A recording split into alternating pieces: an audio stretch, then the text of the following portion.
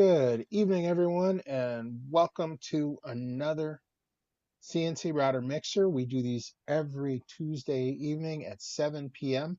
Um, Depending on what time zone you are in, that could be any number of times. We've got folks here from um, Australia. We have folks all over the country and the globe that come and join us here. But our time is based on Eastern Time, 7 p.m. So welcome. Mark, where are you from?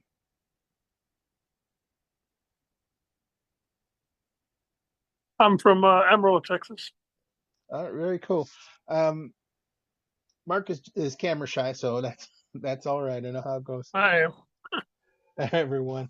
Um, so we have been doing these for quite a while. We talk about our machines and everything. I don't think we've talked before, have we?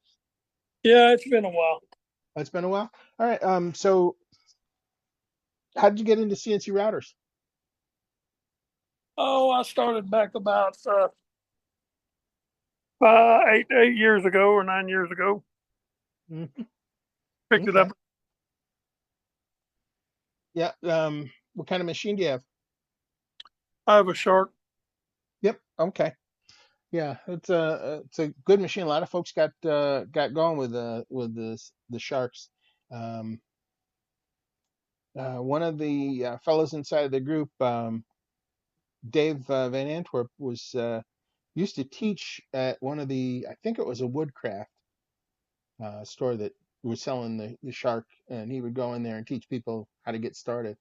So pretty cool. Um, I built my first machine. It was a Joe's CNC, and there's another fellow from Texas who created the design. And there were quite a few of us who built that machine. Back in the early days, it was like 2009 or 10, somewhere in that range. Um, it's funny because this brings up a whole different thing. I was talking with one of our members, Tally Boatwright, and Tally normally is here for this uh, every week. But today is his wife's birthday, and so they're out having dinner and celebrating, and wish them well.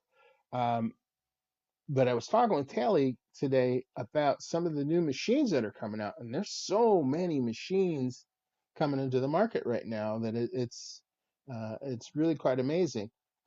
From new 3D printers, lasers, um, laser welders, laser cutters that are welders and things like that. All kinds of stuff is coming up. But what surprised me is the number of new 5-axis desktop size machines that have come out at pretty affordable prices. So I don't know. That's something I pulled up a few websites because I figured when the rest of the crew signs in, I'm not sure when they're going to sign in because this is the time change. They may be thinking it's happening at a different time, but I tried to get the message out there. But I pulled up some different sites, and I think it's pretty cool. And if that's something you're interested in taking a peek at, I'd be glad to share the screen and show you some of the things that I found. Yeah, it's fun. Yep. So here's the funny thing about it: the prices are all over the map. There's um, there's some systems that are a couple grand. There are some that are 25 plus grand, 25,000 and more. So, for most people, that puts it right out of the range right away. But some of these things are coming in hot at a very low price. So I'm gonna uh, share one of these examples. Uh, okay, I'm gonna start at the high end and work my way back down. What do you think, or should I go the other way? You, That's you, cool. you get a choice. All right. So I'm gonna share the screen. And while I'm at it, I'm going to enable multiple participants. Okay, so share and this one, this sound.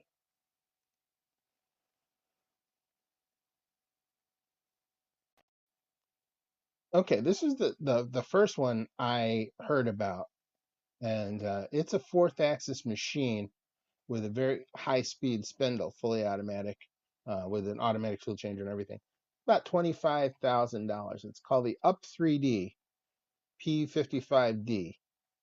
Um, and Net32 is the company that's putting it out. But you can see here in this uh, picture the insides of the machine, and it's got the one axis that rotates and a table on that axis that also can spin 360 degrees. And these three items over here are different bits that you can put in to the machine with the automatic tool changer. Um, Pretty small size. I think it might be, maybe aimed at the dental market. Not real sure. Um, but it's got servos and all kinds of things. And this is what I was expecting, something around this price point when I started looking. And let me see, is there anything else that would make me want to stick around at this price point? Um, but yeah, this block that you see, this gray block, is on this arm, which is mounted at the back of the unit, and that swings around in this direction, probably through more than 180 degrees. And then the plate here is mounted to this rotary spindle, which spins 360. So you can get it pretty much any angle while it's machining in there. Um, so that's the first one. That's up 3D. Um, let's see. Then the prices take a huge drop from there. This one's on AliExpress. Also, small size, 7,500. That's that's pretty impressive. Um,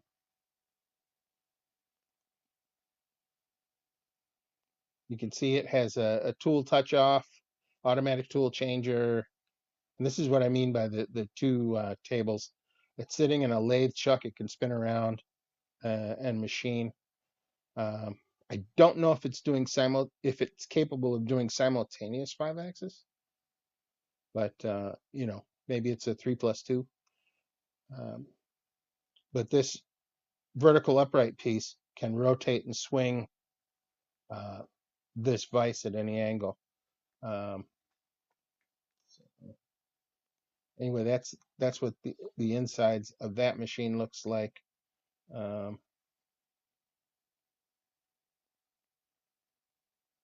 you can see this is in the horizontal position now, but when it was milling before, it was in the vertical position. Um, there's kind of another drawing of it, what the internals look like. Zips in a crate, but for 7 grand, not counting tariffs, not bad. Um, I don't know of anybody who's gotten one of these or seen it in reality, but it's kind of cool. Um, let's go with the next one. This one is 2,300 bucks, which is on the low end. It comes with a console and control, MPG, and it looks more like a just a conventional router. I don't know that it's let's see, it's showing the 3-axis, but there was a 5-axis version on here earlier. Um, anyway, we can kind of skip through this one, but it is a router you pick up for not too bad. When you do the Google search for desktop 5-axis CNC routers, you start seeing a lot of things popping up. Like I think this one is on here somewhere, but I'll click it just in case. Um,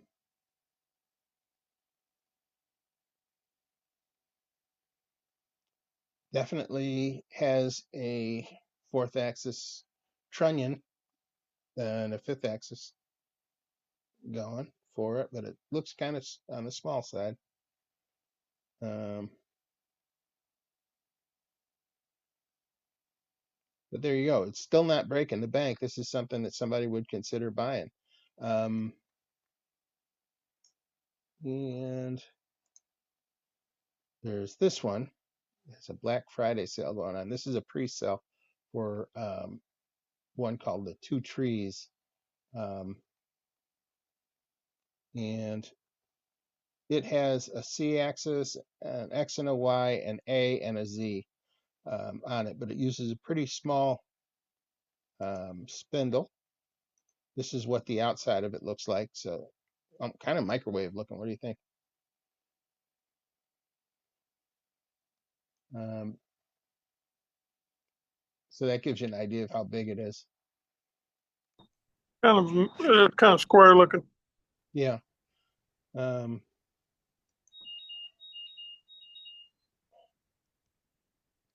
I was charging some batteries there. Um,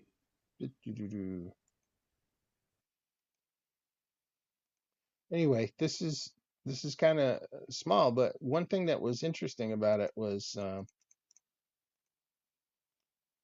the way that this is laid out with the either anodized parts or whatever. It looks like the quality's pretty nice um, on this one compared to some of the others. Um, Again, it's not going to make big stuff, but um, to think that we could have 5 axis sitting on our desktop just a few years ago, that you know, I would have said no, and never at 2 or 3 grand. Let's see, and that's the 5 axis. Um, this is another one, I think on AliExpress. We've already looked at that one. So anyway, that's just, 4 or 5 of these little things that they came out with just recently. So that's kind of interesting to me anyway. I wonder if everybody went to vote. Maybe that's where everybody's at. I think it's a time thing. I sent out a message, and I sent it directly to the folks like Kurt who comes to pretty much every one of these. Ned is over in Australia, and depending on whether he's um, received the message and read it, um, I don't know. They don't change time zones over there, so he may be thinking that it's still an hour. Um, an hour back, or maybe it was an hour. No, let's see. How would that go? Fall forward, spring back. So we move the, isn't that right? We move the clock forward.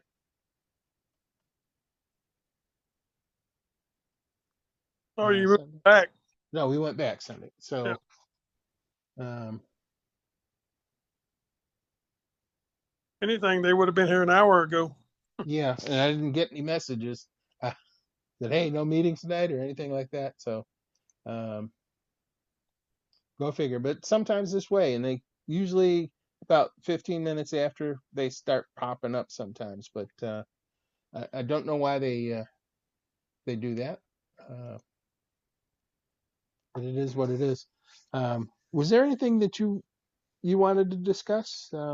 No, I was just checking in. I think the last time I was on I think I was getting more into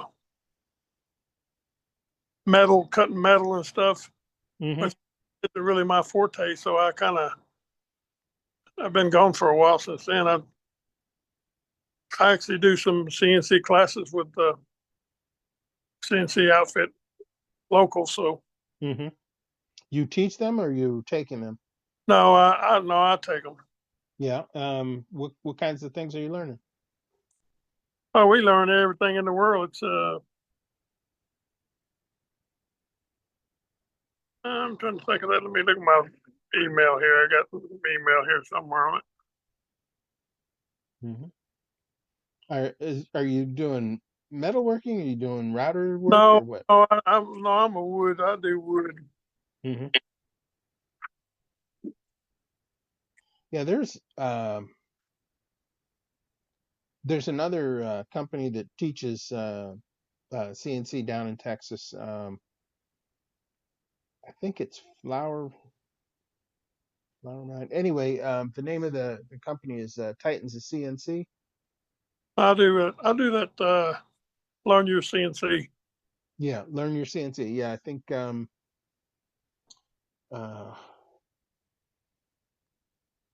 shoot, I know who does that one too. It's just escaping my mind at the moment. Is it?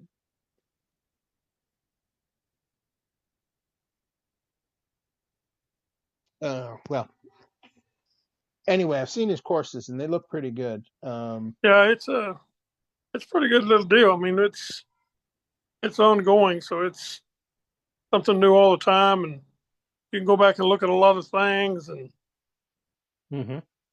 you can go at your own pace, or you can. There's actually meetings that you can have. We have them like 3 times a week. Hmm. Done by the guy's name is Kyle. That's what it was. Yeah. Yeah, Yep. Yeah, I just looked him up. Um, the CNC Academy, I think he yep, calls it. yep. CNC Academy. Yep. And A whole lot from him. I mean, it's good. It's a pretty good deal. I think hmm. there's a lot of people in there. There's a lot of people. Yeah. What software are you learning? Vectric? It's Vetric. Yep. Yeah. Lot of affiliates with that, like IDC Woodworking and Onefinity and Phantom and Workbench and places like that. All working with them, so that's pretty cool. Um, a good Yeah, sized community. Yeah. he he actually does a lot of the testing for Vetric. So Yeah. Yep. Yeah. Vectric's good software. Um, I've been using it since before you had to pay for it. When they first came out, they had a product called V-Carve Wizard, and that's how they got started. And then they became uh, V-Carve, just plain V-Carve. And I have the VCarve Pro, and then yeah, they have Pro Desktop. Uh, yep. Then they've got Cut 2D, Cut 3D, uh, and Aspire. the desktop and Aspire. Yep. Maybe someday I'll make that jump to Aspire. It's very expensive though. Um, you If could pay. really stay really into it, Mhm. working into it all the time, Aspire is probably well worth the money. Definitely, you could recoup your cost with one job. But I'm pretty good with the one I got right now, so yeah, I but do, there's I a do a lot go more than I build furniture and ahead. shelving, and I've built grandfather clocks, and Hmm. Hmm. Unless you like doing graphics arts where you design things from scratch, where you're doing, complex organic shapes and things like that, um, then you don't need Aspire. VCarve Pro does so much of what Aspire does, but Aspire really shines when you want to make things from scratch. You want to make a particular object or something like that, well, relief carving. a lot of the 3D stuff, you're better off in Aspire. Yeah, all of the 3D stuff, you're better off in Aspire. But do most people need 3D? It really depends on what you're making.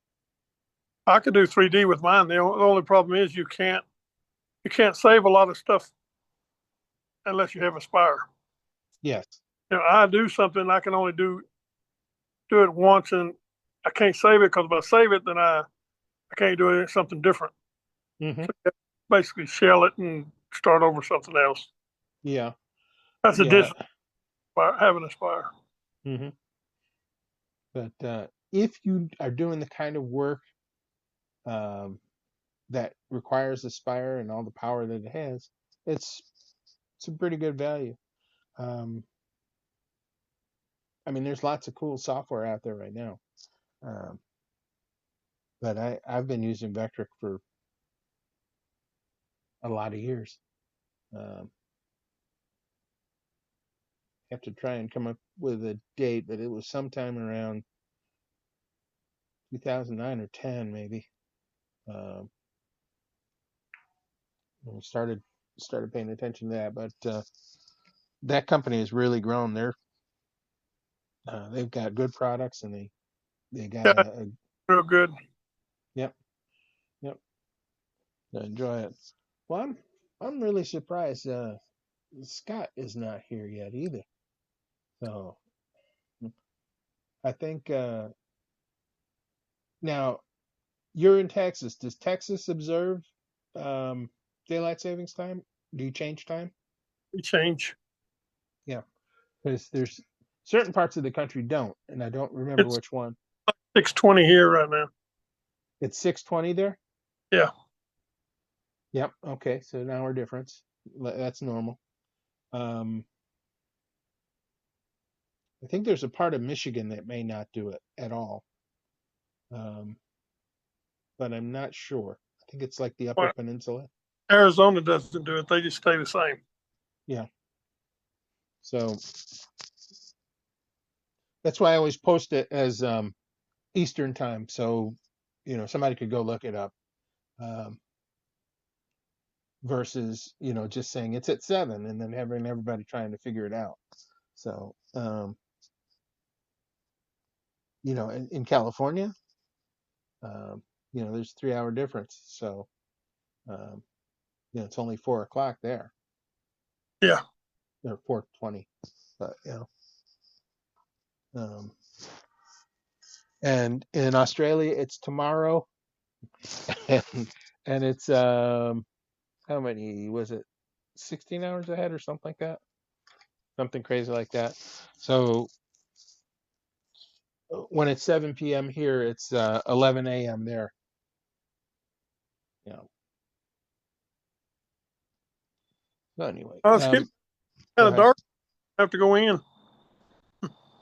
You're out. You're outside. Yeah. Okay, that would explain it. Go in the beautiful weather.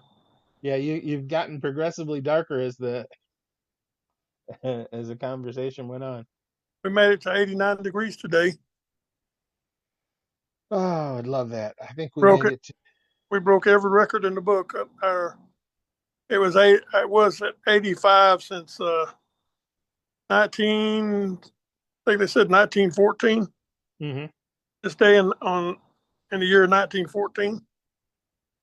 Yeah. And it was 82, I think. So over 100 years record you just broke. Yep. Yep. We Yep. broke that. We broke one for the hottest day ever in the month of November. Hmm. So 2 records in one day. Well, we were in the 50s today, so we weren't breaking any records.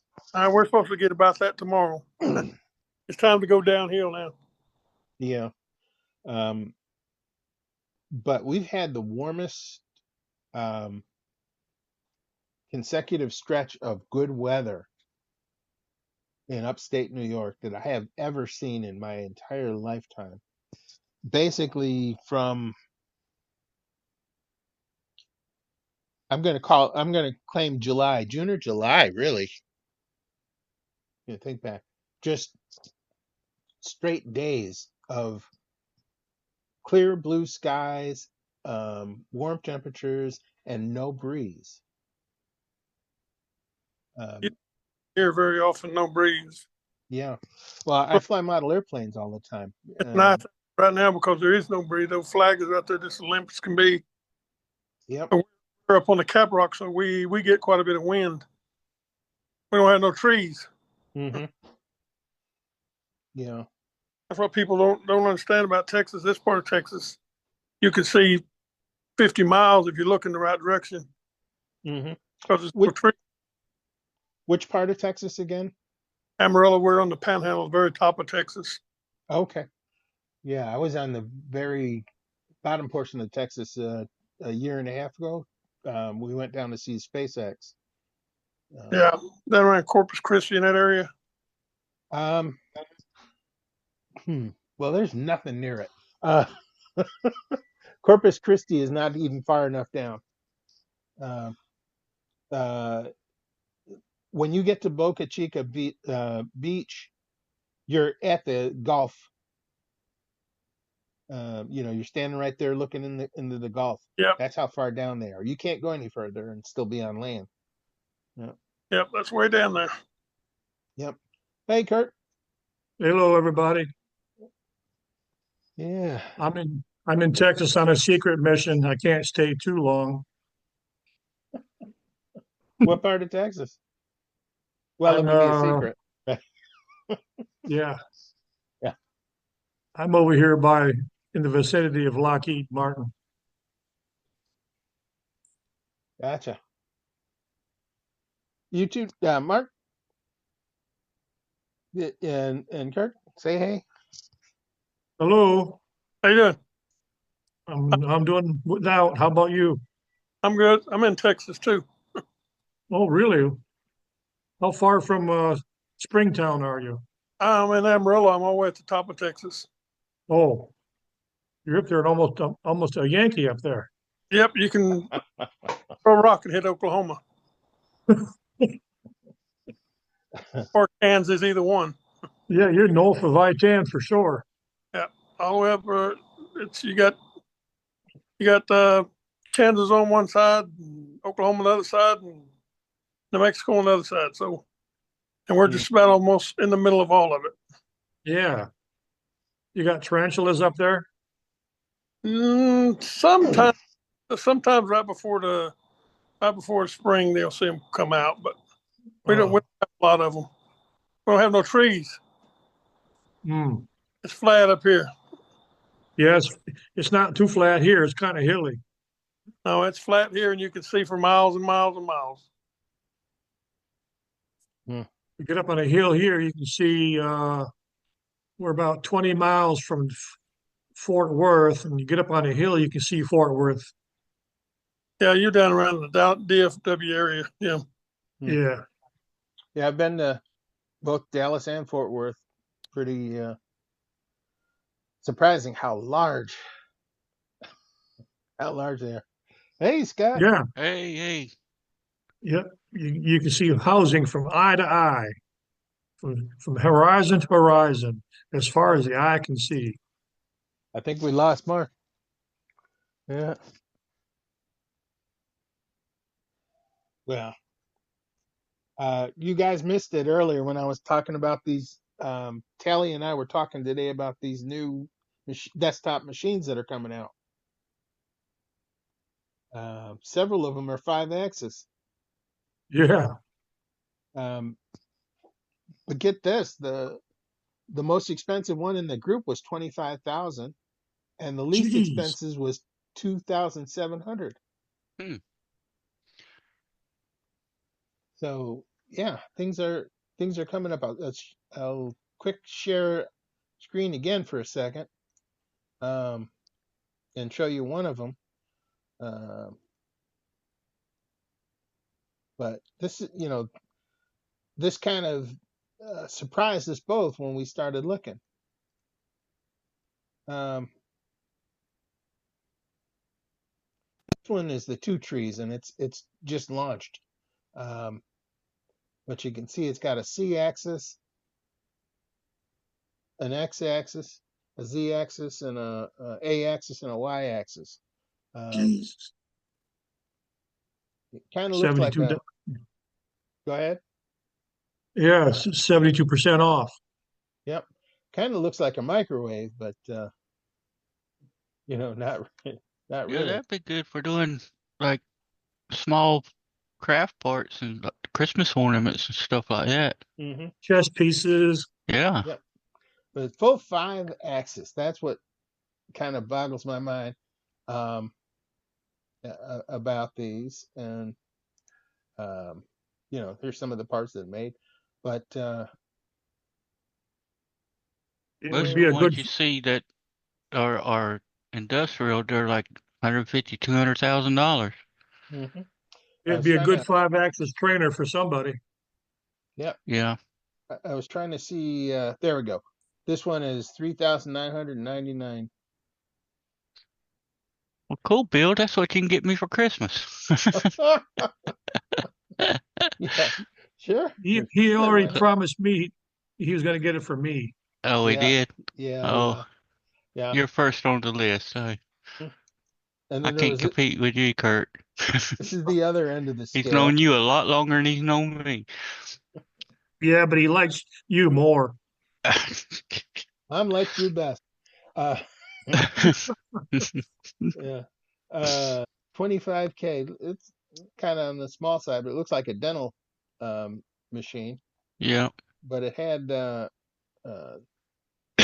it had an auto tool changer, three-bit auto tool changer, or maybe four because it's got one in the spindle.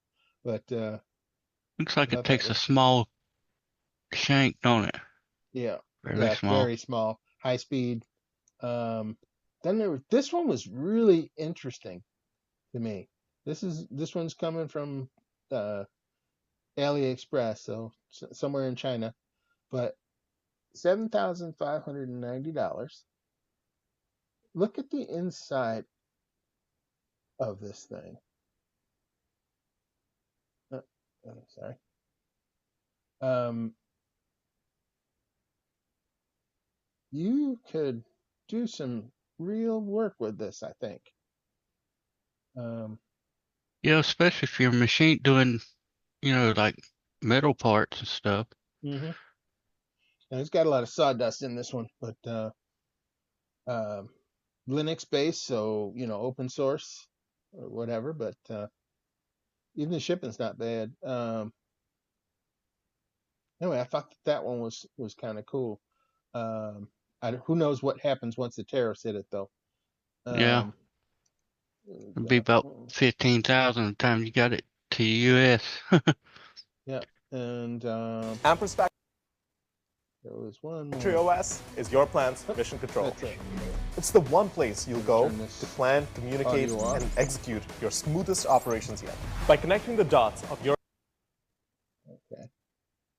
Um, Jesus.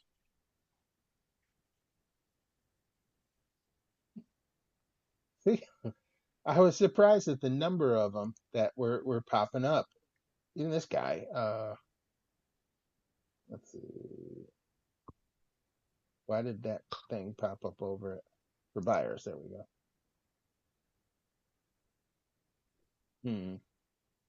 I'm surprised Maybe that CNC was on the Labs hasn't computer. come out with one. Well, maybe they will. Give them time, yeah. Okay. Here we go. So looking kind of interesting with a wine rack tool changer on it. This is bigger in size. This is not desktop, but the stuff is just coming down. It's kind of cool. So anyway, that's a recap. Now that was a quicker version of what we talked about earlier, but kind of neat to see all this stuff coming out, all the new 3D printers that are hitting, all the new lasers that are hitting, um, all the lasers that are hitting are multiple units that do more than one kind of thing. So it's an exciting time to spend your money. Uh, and realistically, they restored that. I can't remember the number. It's like 570 or 270 or something like that. There's a tax code that if you buy and install a machine before the end of the end of the calendar year, you can write it off the entire thing in one swoop, like we did with the Tormac milling machine. So a lot of companies are ordering new machines right now, trying to get them commissioned and in before the end of the year because they can write off a good portion of their tax liability from the previous year. So the same could apply to anybody who's doing CNC for business. Hmm.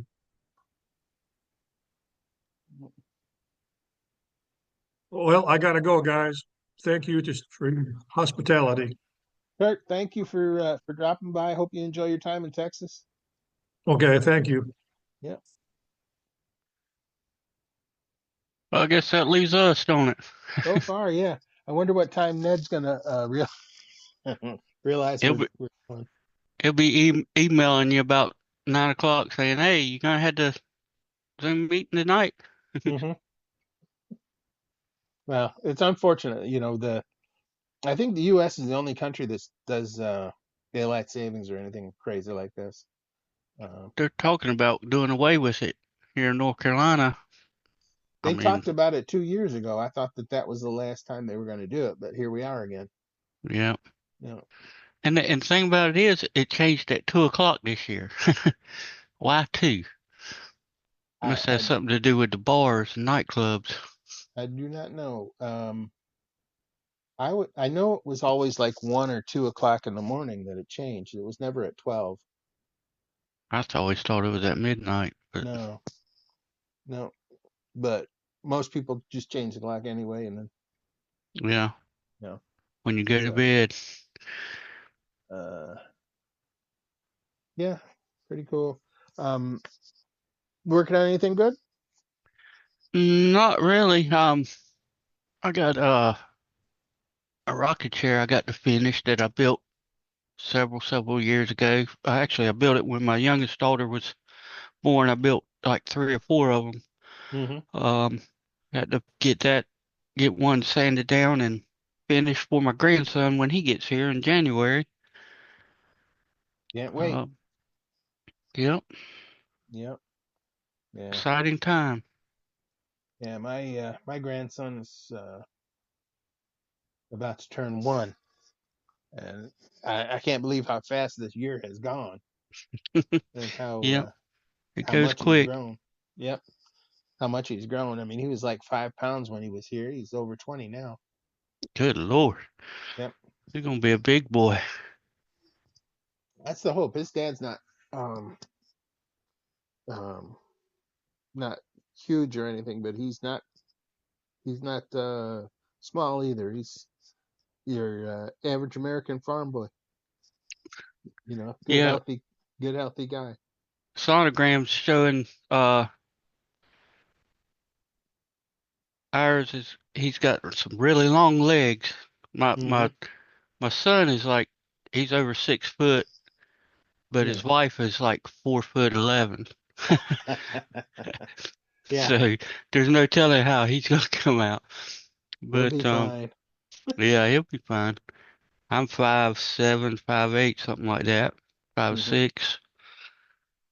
Seems like I get shorter every year, but Hmm. This my wa- this is your daughter, right? no, my son, my Your son. son's. Yeah, Okay. So, how tall is your wife? my wife is about the same height as I am. She's about 5'6", 5'5", something like that. Maybe she's a little bit shorter than I am. And so you guys have a 6 foot something son.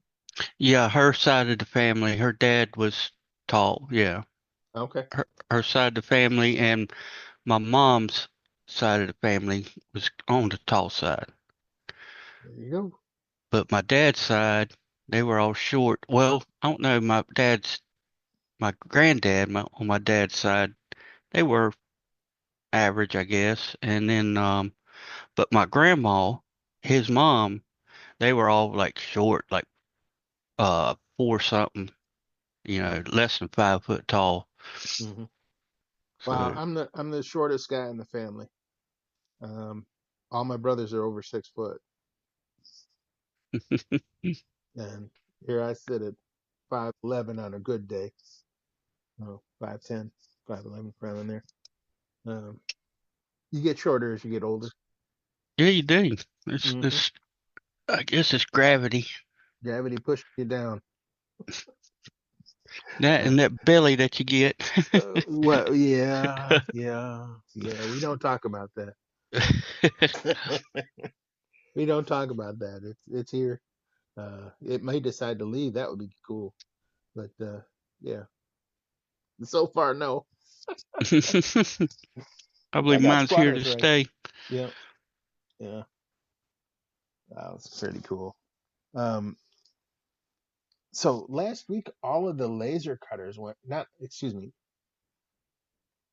Rewind. Last week, all of the 3D printers went on sale at big discounts. Oh, really? Yeah. So um, you've heard us talk about the Bamboo Labs machines, right? Mm-hmm. Um, Bamboo Labs has got a top of the line machine that's about $2,000 or so, and then they've got or $1,500, $2,000 depending on what you get, and then they've got a middle of the line one that's typically $700 to $900, right?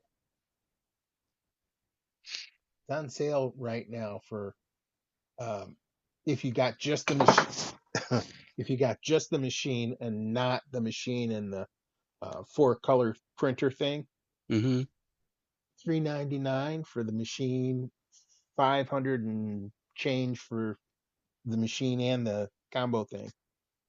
Wow. Yeah. So I said, okay, that's that's pretty impressive. And then I said, I looked over and uh, the other companies also had knocked off a whole bunch of cost on these machines. And there's a new one called Elegoo, Elegoo, I believe, Yeah, I'm familiar with that. and they've got a single color printer that is as fast as the top of the line Bamboo Lab printer. Will do all the same materials and everything. It just will only print one color. Uh, and that's like 279. Oh, really? It was Yeah. like first time I looked at it, it was like close to 500. I thought that was a 400 good something. deal. Yep.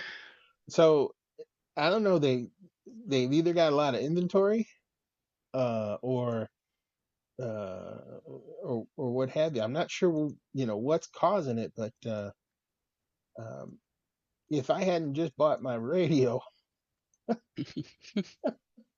I'd Now, already have my. Go I'm ahead. curious about those multicolor printers that they change automatically. Do they have to purge out Yes. the colors and then so what that they got a spot that they go to on the bed just to drizzle it out or So yes, and they have a wiper inside of it. So it's like a comb thing, and the nozzle goes back and forth to knock the print off the end. But they spit out the previous color, and then I don't know if they back up the filament or whatever. But then the other filament comes down through, and then they spit that out until it goes true. mm-hmm. So if you went from blue to red or whatever, once it's coming red, then it starts the print. I don't know how they do it. I know that they do it, but there's a lot of wasted plastic because of that. Yeah, yeah, you would think so. But if you're doing it, let's say you got a print farm and you got 8 or 10 printers going all the Hmm. time, and all different colors, it would be worth it, you know? Yeah, definitely. So like if I were going for that Bamboo Labs special with the color, um, I would spend the extra bucks and get the four color AMS they call it, I think. Um, and at 500 and change, you're still almost 1,500 below what the top of the line one is. Yep. And if I know this is getting deep here, but I'm just gonna say this. There is a company that sells a universal three multicolor printer kit that you could take with anybody's machine, wired up, and now it prints in multiple colors. Uh, but the problem is they came out at just the wrong time because their price point was $500 for their add-on, Hmm. and But now you can all get the the whole deal printers, for that. yeah, all the printers just dropped down in price for the holidays. You know, because they're all calling it Black Friday sales. So you know that's um, it's unfortunate, but you know it's what's going on. Bamboo Labs, here we go. Let me see if I can find the Black Friday sale I was talking about. Just T-Series. There we go. Yeah. All right, I'm gonna share the screen real quick. So, well, it's never real quick. I always say that, but it never is. You know, it takes a little bit of time. But anyway, that is that. $300 off. Yeah, Sounds like they're trying to get around the tariffs. could be. Yeah, it Probably could be. clearing their warehouse. But from what Yeah. I understand, there's a P2S that's coming out, and this one has carbon fiber linear rails in it. Um, the one that's replacing it is going to have this conventional steel linear rails in it. Um, so and a slightly bigger build volume, from what I understand. But $399 for the machine. This prints just as good as the top of the, well, I can't say as good as the top of the line, but very, very, very similar. But then they also have the combo with the four color prints. Hmm. Um, and that is only $549, down from $949. That's almost half. Mm-hmm. I don't know if they Wow. did anything with the let's see, what's the AMS2 Pro 619 that has a hub, a switch adapter, and a bus cable. I'm not sure what any of that does, but you know, you're up to 619 for that. So another 60, $70 more. Uh, anyway, let's look at the other Black Friday thing and see if the top of the line is on sale. I don't think it is, but let's see. Printers X1 sold out. Ooh, ooh, shoot. Did you see the price? Yeah. Seven 799. from That's yeah. 1,119. Wow. What's the print area on something like that? Does it say? Yeah. It down here somewhere. Um, if memory serves, it's like 250 by 256 by 256 by 256 millimeters. Yeah. So I don't know if that'll do the whole Iron Man helmet, but it'll do something big. Um, but that kind of surprised me. I missed the fact that this one was also on sale because um, though it sold out at $799, that would have been maybe the way to go. $800 is still a lot of money. Yeah. $100 is a lot of money to me. Yep, me too. Let's see. L Goo AMS. Okay. The Lego that I was looking at was the 3D Max. That was the first one I was looking at. And that was probably a year or so ago. Okay, let's see. The Lego, is that how they pronounce it? Yeah. was 3D Max was what I was looking at. The It was like Century Carbon was the one I was looking at. I'll look at both, but um,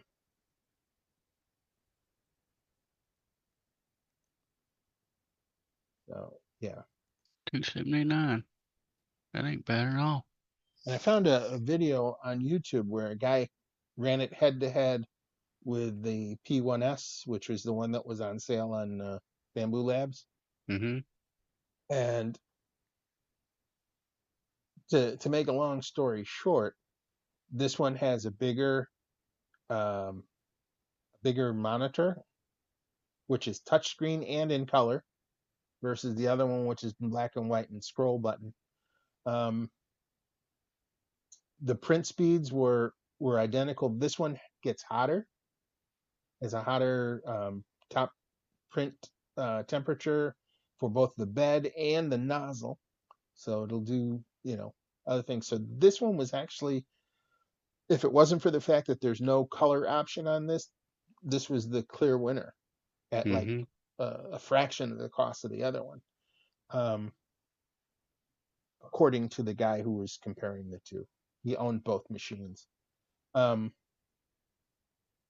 But I mean, look at, 279. That becomes Yeah, an I impulse mean, buy. if you're just getting into 3D printing, that would be outstanding to start with, Mm-hmm. Yeah, I Very was little trying investment. to. You'd probably spend more in filament than the machine costs trying to learn how to use it. Yep. It had automatic calibration, just like the other one. It had a better camera, a higher definition. Uh, it was like they were trying to um, knock off the Bamboo Labs, but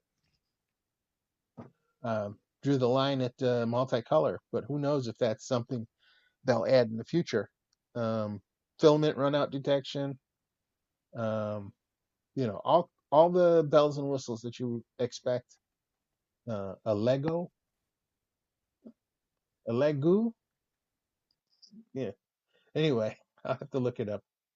Um, but I thought that was pretty impressive. And the other people who have one on sale is Anycubic. Um, just to be fair, we'll just do Anycubic anyway, and then we'll call it a day. Uh, get back to the topic. Um, is it Cobra one? I think.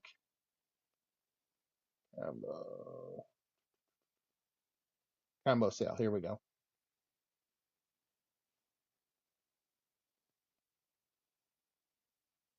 Now, Anycubic. Let's see. Black Friday flash deals on their 3D printers. So, Anycubic didn't come down, so they're enough. Um, you would think, except for $459 instead of $749, you get both the multicolor and the printer. So yeah, I guess they came down enough. But this one is not as good as the Bamboo from every report I've heard. But still, $459 with the four colors, it's pretty good. It's $100 less than the Bamboo Lab, but I think for the $100 less, I'd probably just go with the Bamboo. But anyway, just my thoughts. And these are just my opinions. I haven't touched any of these. Haven't got my hands on any of them, but they're pretty cool. Yeah. So if you wanted to have a 3D print farm, be a good time to order 3 or 4 of these. So set them all up and write them all off.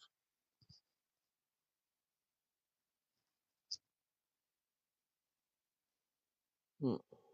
That's if you have a need for them.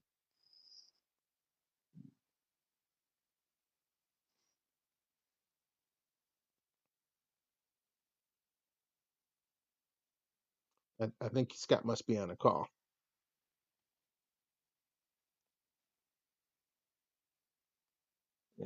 So,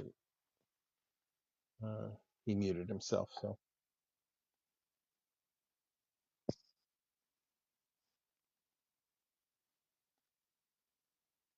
that's been kind of an unusual. It's been kind of an unusual broadcast today. I'm hoping with the time change, we'll have it all straightened out next week, so that our regulars will be on at the right time. Um, but I fully expect Ned to pop up any minute, just because uh, um, difference in the time. I don't know if he tried to contact us or not, but there you have it. Um,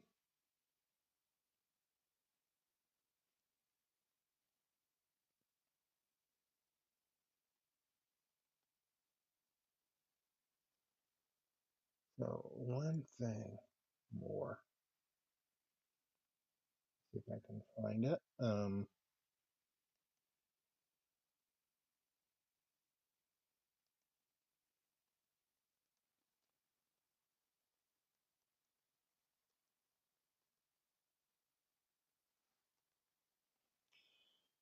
One of the companies that I've been following just released a new machine as well. Let's see if we can find.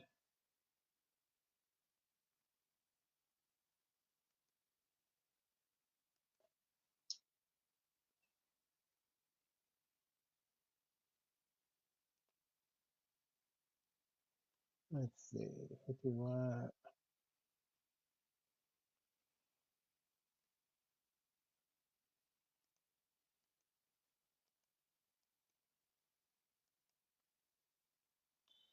All right. This company is Thunder Laser, and what's unique about them is they make laser cutters with solid state RF tubes instead of glass tubes. But this is a big price difference, and this is the new machine, I believe, the Titan that they just came out with, Titan series. Bit more expensive, but it's more prosumer than it is a beginner machine. But 50 watts, good size cutting area, dual cameras. Um, it's kind of more of a workhorse for a business or whatever. And they have them in different sizes, but they also have um, smaller machines like the Bolt, which are obviously a lot less expensive than the previous one. Um, I looked at the Bolt, almost bought one day, just missed it by a few hours, used, and then the Bolt Plus and the Bolt Pro 22 and 32. The 22 is probably about the size I would want. Um,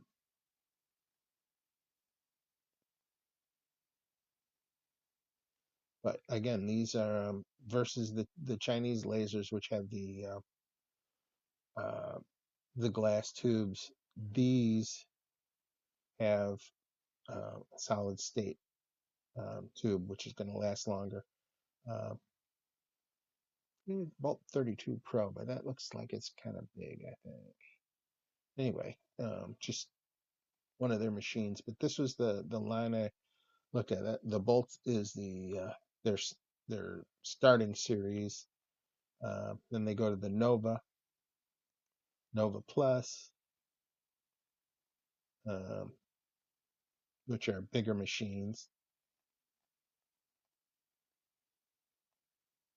more powerful, like 60 watts versus the 50 on the other. Um, the working area on these is huge compared. This is like basically a 24-inch by 15-inch size on their smallest machine, all the way up to a 63-inch by 40-inch, basically.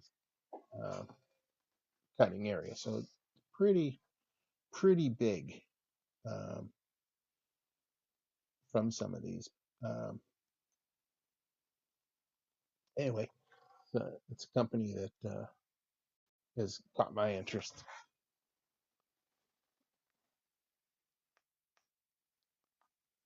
Yeah.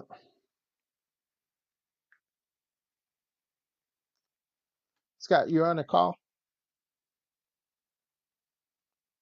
I don't know if you can hear me.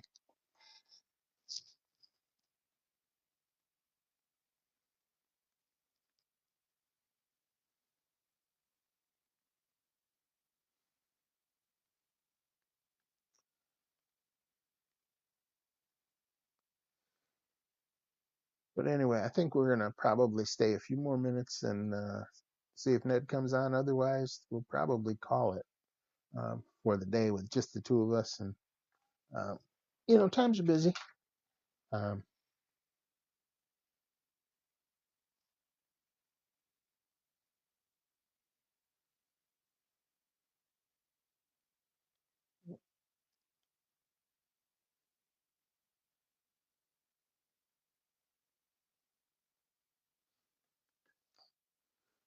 there we have it.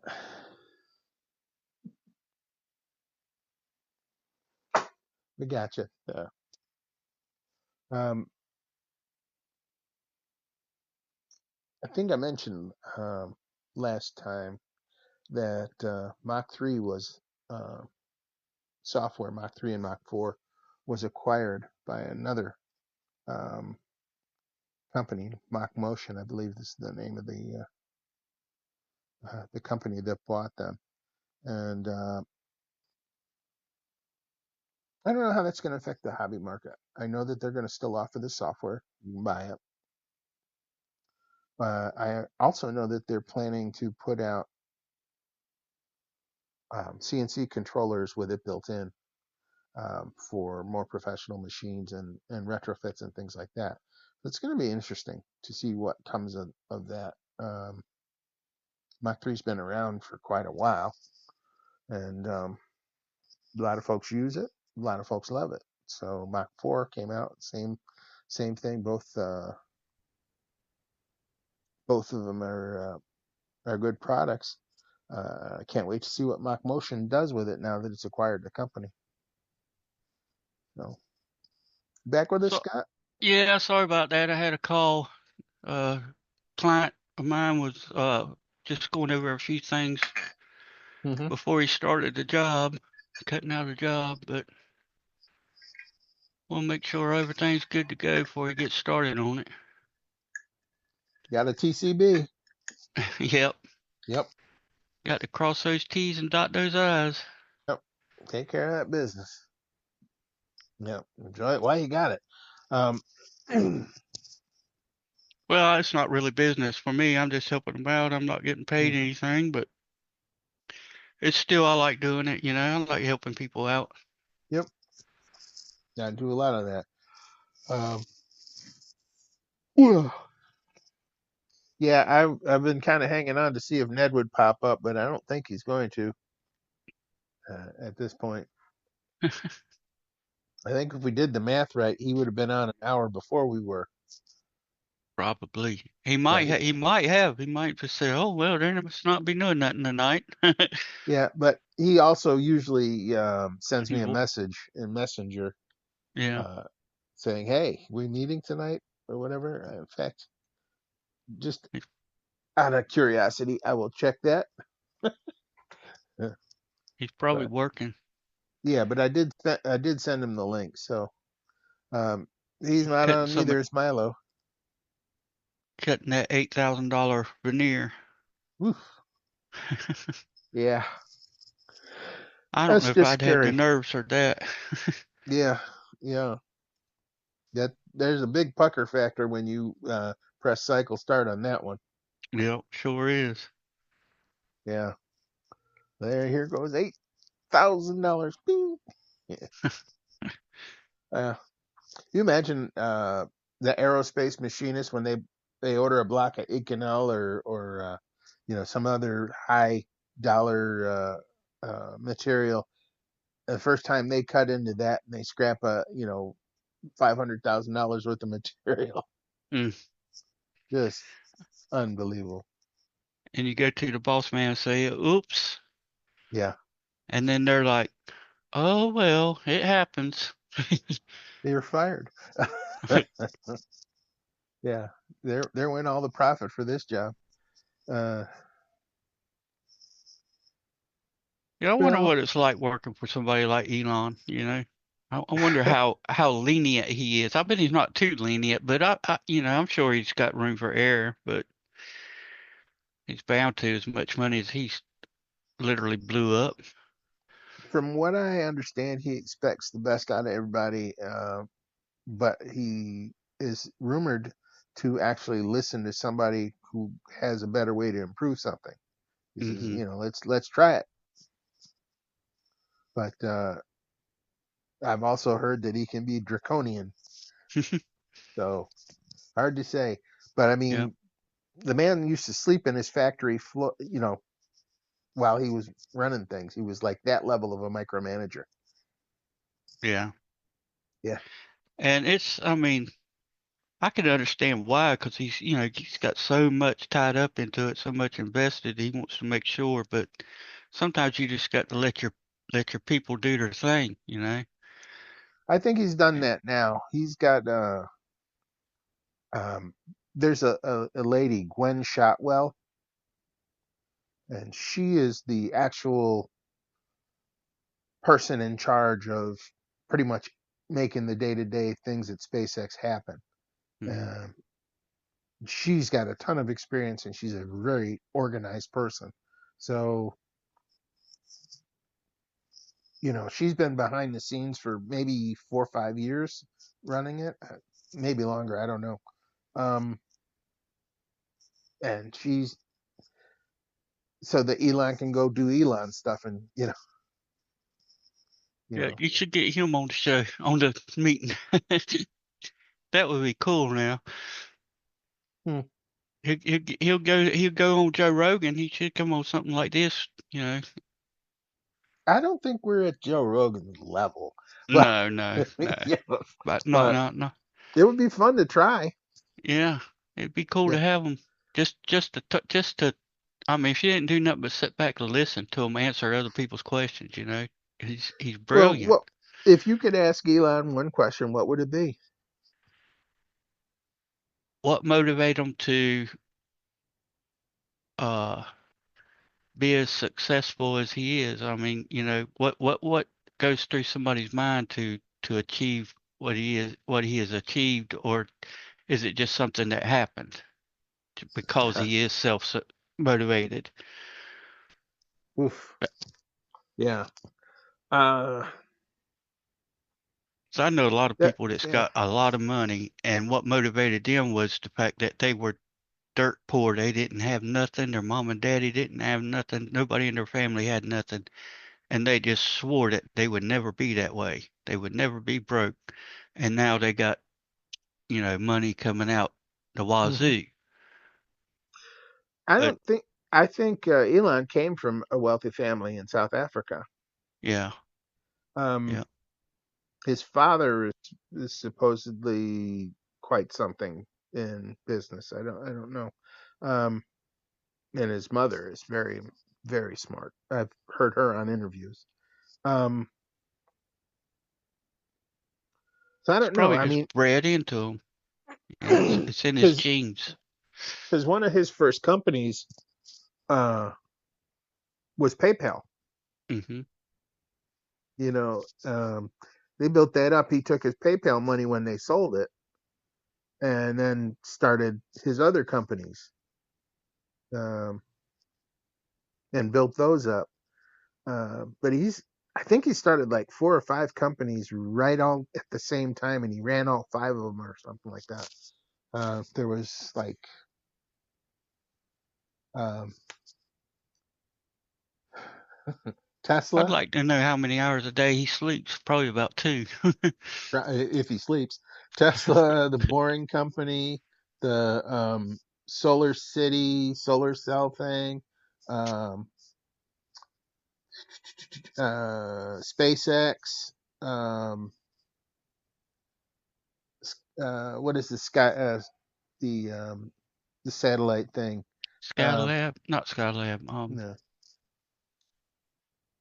Um, sure, I should know this. Starlink. Trying to start. Yeah, Starlink. Starlink. Um, well, that's five. But there's more than that. That he started running. Almost simultaneously. And when he got started with SpaceX, he did not know rocket science. He went out and got the books, Yep. talked to the smartest, brightest people he could find, and Yep. taught it He knew himself. how to put his money where it needed to be to get what he wanted done. Yeah. And that's, just to hear him talk on other interviews and stuff, it doesn't seem like he's uh money hungry, money driven. He just wants to achieve a lot, break new ground. That's hmm what it seems like to me, which is a good thing, I think.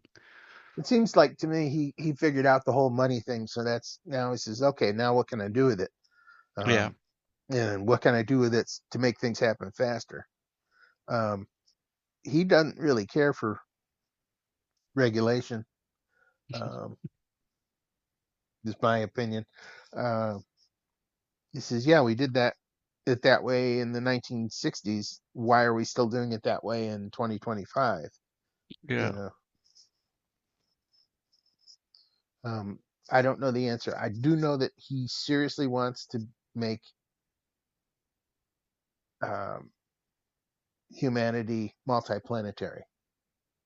I don't know yeah, how he's going to pull that off. Uh, I don't think he knows how he's going to pull it off. I just know he's going to try. yeah. Uh, Should be You gotta interesting. you got a dream and you got enough money to back it up. There's really nothing stopping you really, hmm except for, the good Lord. If it's not meant to be, he ain't gonna let it happen. That is true. Um, I think the only major error I've seen him make was getting into politics, and that's all I'm going to say on politics. Yeah, Uh, I agree 100%. yeah. Um, so yeah, on election day, I'm going to mention the word politics, and I never mentioned the word politics on the show. So I'm going to go back to my normal state of being and stop. Yep, it's a touchy subject. Make a lot of Yep. people mad really quick. Yeah. Um, hmm, That and religion, but yep. So y'all had elections today, right? yeah, Okay. yep, So yeah, it's in just a upper area. This is all local stuff now. Um, yeah, Today. that's what So this was local, like county yeah. stuff. So all right. It's good to know that's consistent. Um, I just missed um, a, uh, a really great deal on a router spindle this week. I've been looking for an air cooled spindle. I think I mentioned that last week. Um, and I was thinking a 2.2 kilowatt, but Tally mentioned another one that was a larger size than that. Um, and so just after I talked with him about it, up in Facebook Marketplace, the spindle came up Go uh, figure. about 3 hours north of me, and 3 hours? No, excuse me, 2 hours. Because 3 hours would take me into Canada. Yeah, But right after I contacted the seller, he says, yeah, it's this, but I've got a guy coming in 10 minutes. Can you be here in 10 minutes? Mm-mm. Less than 10? Yeah. So that's sold. So it's brand new in the box. He just wasn't going to use it. Uh, So can you pretty much put uh any size spindle on a machine? I would assume it would be up to, you're not going to put like a 10 horsepower spindle on something like an alt mill, of course, no, because it would pull the they would machine tear all it over the place. apart. Yeah. Yeah. But, Hmm. let's say if you had an alt mill, could you, or something like an alt mill, I keep referring to that because that's what I've been You looking at. want, yep. Hmm. But could you put like a 4 horse or something, or 3 horse, or the equivalent or something like that? I guess that would be something to ask CNC Labs, wouldn't it? Well, yeah, a 3 horsepower spindle is a 2.2 kilowatt spindle. Oh, okay. Okay. Okay, so that's So fine. A 5 horsepower is more um, than that, and I it think I have might be too strong. maybe I say that kind of speculatively. Um, you definitely don't want a 10 horsepower. Oh no, It's not no. gonna, yeah, but you might be able to get away with a 5. Um, It would depend on the motors, I would think, yeah. and the So because they use the ball screw. let me see if I can get a conversion from kilowatts to um, let's see, it would be force of power. Let me And see. the torque would have a lot to do with it, because you know how a router, especially if you're doing a climb cut, it'll take off with you. Hmm. If the machine can't resist that, then it's no point in even trying. Yeah, let's see. Torque, speed, pressure, acceleration, um, power. Here we go. So we were talking kilowatts to horsepower, right? Hmm. Okay. A 5.5 kilowatt spindle is 7.3 horsepower. That's getting on up there. So you said a 5. If I invert those, uh, so a 5 horsepower spindle is 3.7 kilowatts. And I know that those rough are available. It's the next size up from the 2.2. Because three horsepower is 2.2371 Yeah, I kilowatts. would I would think that something with a smaller machine like the 4x4 alt mill, a three horsepower would be Would be fine. Be ample. plenty. Yeah, Yeah. Um, has do they offer the alt mill with the I think 2.2 kilowatt spindle? I think they do. I think they have an upgrade for it. I'm not don't quote me on it, but I think they do. I know Alt they do mill. on the new 4x4. They've got it. You can go up. Alt mill CNC company. Let's see. Which one are you're looking at? Which one? The 4x4 was one that that's on my wish, my dream, my dream sheet. I understand. What product line is it in there? Is it the long mill or the alt mill? The alt mill four by Oh, four. here we go. Alt mill 4x4. And I might as well share. We'll learn together. Okay. This is the alt mill 4x4, and it has a spindle in it that looks pretty much like a 2.2. Let's see what it says down here. I believe it Uh, comes standard with a one something, 1 point something. 1.4, 1.5 or whatever. Yeah. Let's see. Features, measurements, specs. Where's the Probably description? under specs. Okay, where did I see specs? There we go. Okay. Comes with the standard 80 millimeter spindle mount. Does not come with a spindle, which must be purchased separately. Yeah, yeah. Forgot Uh, about that. must have add-ons, spindle and dust shoe. Yeah. Let's see, what are they telling us here? 1.5. 1.5 kilowatt and 2.2. So you can put Either one. a 2.2 in there. 220 volt for the 2.2. Mm-hmm. Well, there's your air cooled spindle right there. Mm. You can get you a dust shoe with it.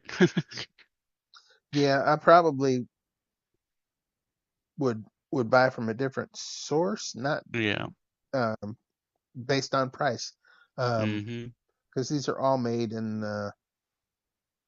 Yeah, so the spindle and dust shoe is 555 to 650, and I don't think that includes a variable frequency drive, but maybe it does. Let's look. Air cooled spindle, 5 to 7 week delivery time. Yeah, they got a huge turnaround delay on their stuff AC right power now. cable, ER20 collets. Oh, it does have ER20. First time I looked at it, had ER16, I think. Mm-hmm.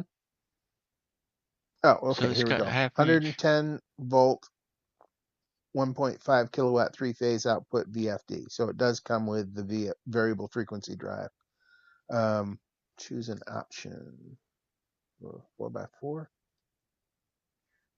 555. That's what it would cost you. Spindle and variable frequency drive for That's just 555. let you program the speed. Is that Yeah, what that means? Yeah. yeah. It's um it's a box that you can wire in. You can either, depending on the model, you can either manually adjust a trim pod on it to set the speed, or you can do it through the program, like using G code, like say S 6000 to go 6000 RPM. Mm-hmm. Um, and then there's more to it than just the S, but that's basically it. That's where you see the speed, and then anyway, Yep. there's more to the G code, but I'm not thinking clear right now. Um, Well, I and then like the you need to fact that tell it clockwise or counterclockwise. Go ahead. when I was first looking at it, they had it up to 3/8 shank. It was a ER16 collet. Now they've gone up to a half. So Half that's inch. Yep. cool. Yep. And the difference in weight between this spindle and the 2.2 is pretty significant. Um, so that's part of the thought process you got to go through. Is the Z-axis motor strong enough to lift what it is that you want to lift? Yeah. So I know that my machine could lift a 2.2 kilowatt spindle. I don't know if it could lift a 3.3. Yeah. I have to measure that, and the difference is the 2.2 is probably coming in somewhere around 15 pounds, and the 3.3 is closer to 26, 27 pounds. Now, in my case, my Z-axis doesn't use any tensioner springs or anything to hold it up. There's no brake on it. So when you get above a certain weight limit, gravity starts to want to bring it down when it's not powered. Yeah. Um,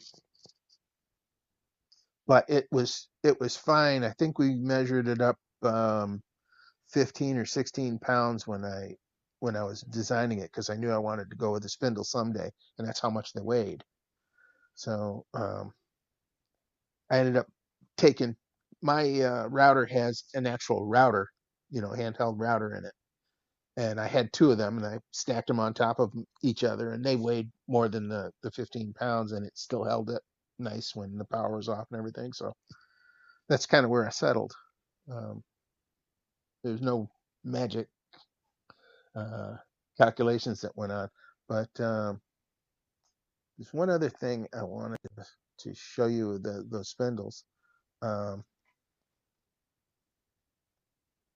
see if I can get this. 2.2 kilowatt spindle. Oh wait, no, that was the one that you were looking at was 1.5 kilowatt. The one that comes, well, it don't come with it, but the upgrade, the first upgrade was 1.5. But I think if I do get one, I'm gonna go with the 2.2 or whatever it is, the bigger one up. Yeah. 'Cause I mean, it's just sensible, you know. Yeah. Here's the thing. There's no magic to this.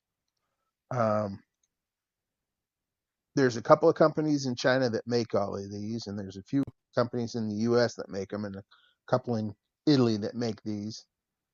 But you're looking at a 1.5 kilowatt, um, depending on the ER size you choose, ER 16 or 11 or whatever, with a variable frequency drive for $290 from Amazon. It'll be here day after tomorrow or whatever. Now, you have to know how to wire it and all of that stuff, but Yeah. you know, um, there's not much to this, to wiring one. You programming it is another matter entirely. Yeah, it'd have to be compatible with the post processor and everything, I would they're think. they're all compatible. Yeah. That's the thing. So, yeah, if you were to look at Alt Mill's page, look at that logo on that spindle. Okay, Mm-hmm. that logo. And you were to look on Amazon, I bet you could find that logo here somewhere, because it's not. There's, like I said, there's a couple of spindle companies that make these.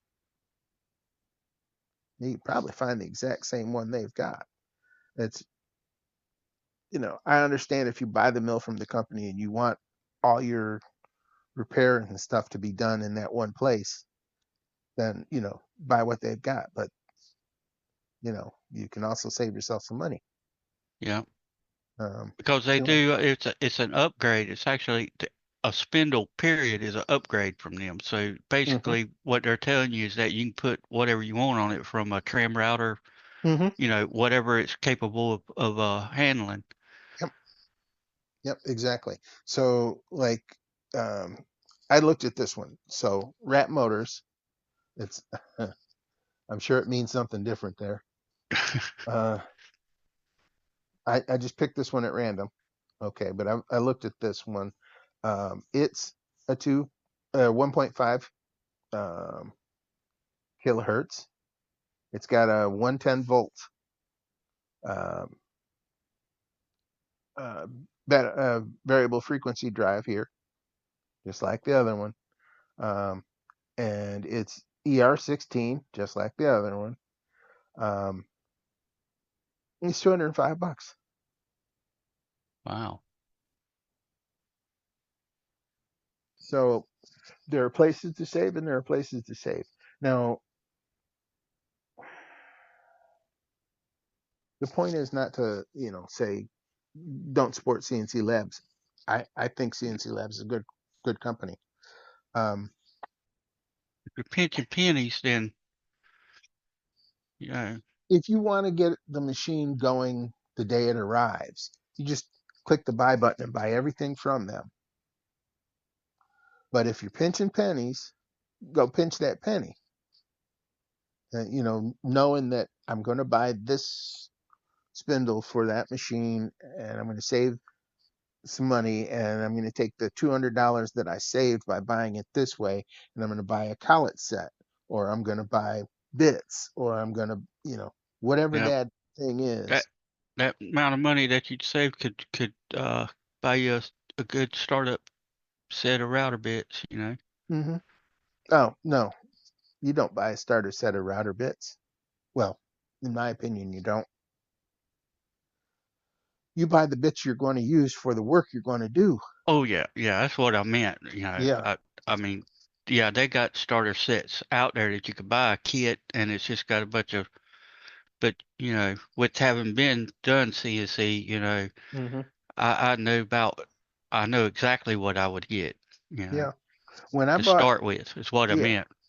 when I built my machine and everything, I went that, hey, there was a starter bit set of router bits somewhere. I can't remember how much it cost. Let's call it $150 or whatever. And so, oh, gotta have that. Whether it was carbide or, whatever. Boom, buy button. Box of bits arrives. I think in the times that I've run that machine in the last 15 years, has it been that long? Well, 13 years, excuse me. In the time, I have used maybe 1/10 of those bits.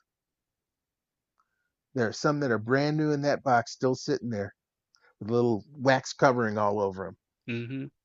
because they just weren't, I wasn't making the kind of stuff that they thought was good in that starter bit set. Yep. It just wasn't making it. So I had to come out way better spending the same $150 buying a bunch of quarter-inch upcut and downcut bits, a few V bits, and uh, some roundover bits. And that was really all I was using, and maybe a fly cutter bit for surfacing the table. Yep. Yep. Always buy extra um small diameter cutters because you know you're gonna break them. I can Mm-hmm. promise you that. Yeah. But that's just my thinking. Now, places like uh, I'm not going to. This is in no means an endorsement for this company, but there are two companies that make bits that these guys are in our group. Um, Cody and the other fellow at IDC Woodwork. Mm-hmm. There's two companies there. Yeah. Um, they they both offer those things, and if you talk to either of them and you tell them what kinds of things that you want to build with, or want to make, they'd recommend some bits, and the bits they sell you probably work pretty good. But so Yep. will the bits that are on Amazon if you know how to order bits, Mm-hmm. or so will the ones that you get from Mastercard or from wherever. It's or down at the Woodcraft store or down at Rockler. They all work, even the ones at Lowe's. It's Yep. just, will they work for exactly what you want to do is another story. Um,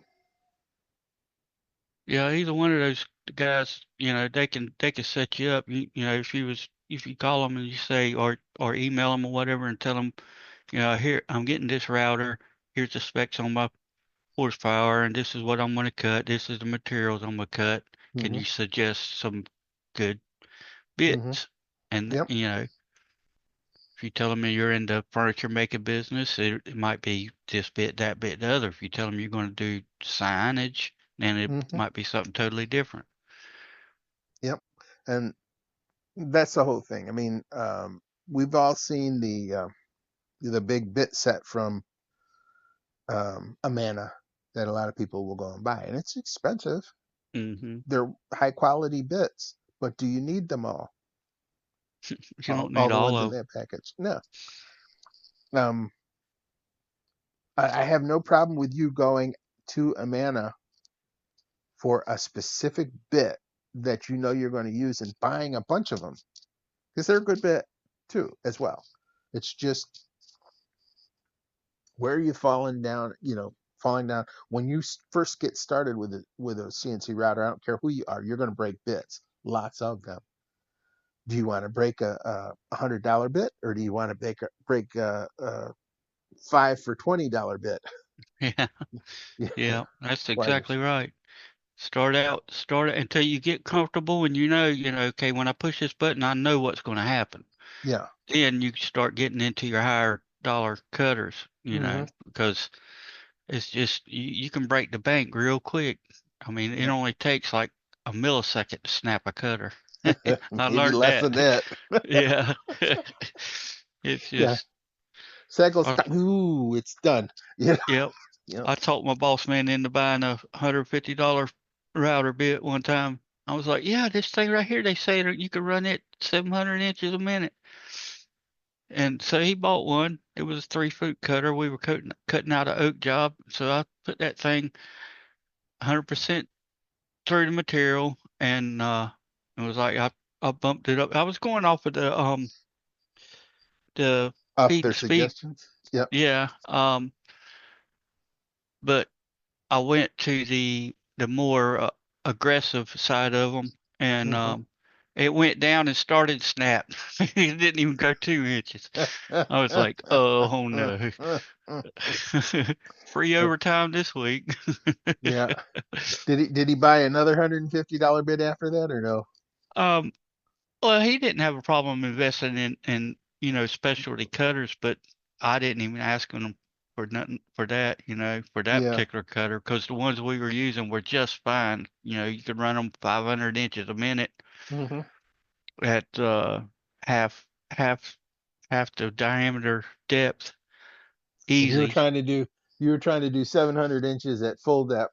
at 3/4 on oak, oak Yeah. plywood. Yeah. But that Just imagine if domestics, that was Ned's wood, that the would not have been pretty. $3,000 wood or whatever it is. Yeah. uh, Well, it didn't 'Cause mess up the wood. It just snapped the cutter, $300 cutter. but you're Yeah. lucky because a lot of times when the bit snaps, it's usually at a direction change. Yeah. Things get jaggy and Yeah. everything. Yeah. Ugh. And fragments get all up in the wood. I had to go in there and dig out the metal and stuff, but Hmm. it was embarrassing, but it was a learning experience.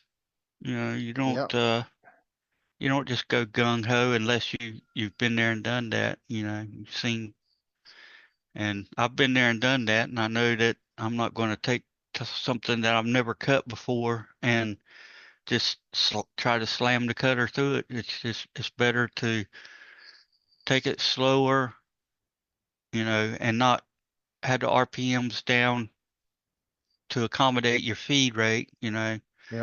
Little things like that you learn, and you learn by trial and error. You can watch My all the videos you want, and you're not going to learn it till you get out there and do it. right after I had got my milling machine, my brother asked me to take on a project. He makes tube amplifiers, the old school guitar amplifiers, and he wanted me to create a stencil for him that had all these tube configurations on it. And he says, "Well, could you make it out of a sheet of aluminum, an 1/8 inch thick or whatever, and you know, cut it so it'll fit in this size space with these tubes on it?" Yeah, no problem.